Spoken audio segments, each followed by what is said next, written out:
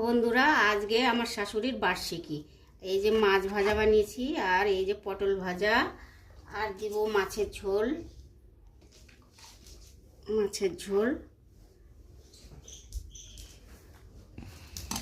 পায়েস,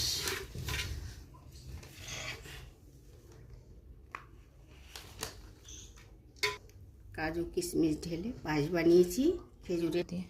খেজুরের গুড় দিয়ে পায়েস বানিয়েছি, কাজু কিশমিশ ঢেলে।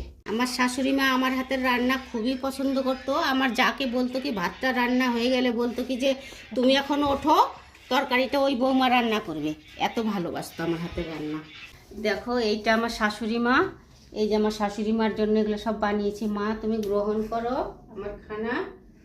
মনে থাকে না, এটা নিয়ে যাব, পার্কে দিতে যাব, ওখানে দিয়ে আসবো। কিছুতে না কিছুতে তো খাবেই, যে কোনো জিনিসই হোক খাবে। বন্ধুরা, তোমরাও চেষ্টা করবা একদিন একটু দেওয়ার। বছরে একটা দিন আসে, যে যার শাশুড়ি মা শ্বশুর মশাই যার পছন্দের জিনিস বানিয়ে দেওয়ার চেষ্টা করবে। একটু দেখবা, এতে মন শান্তি লাগবে।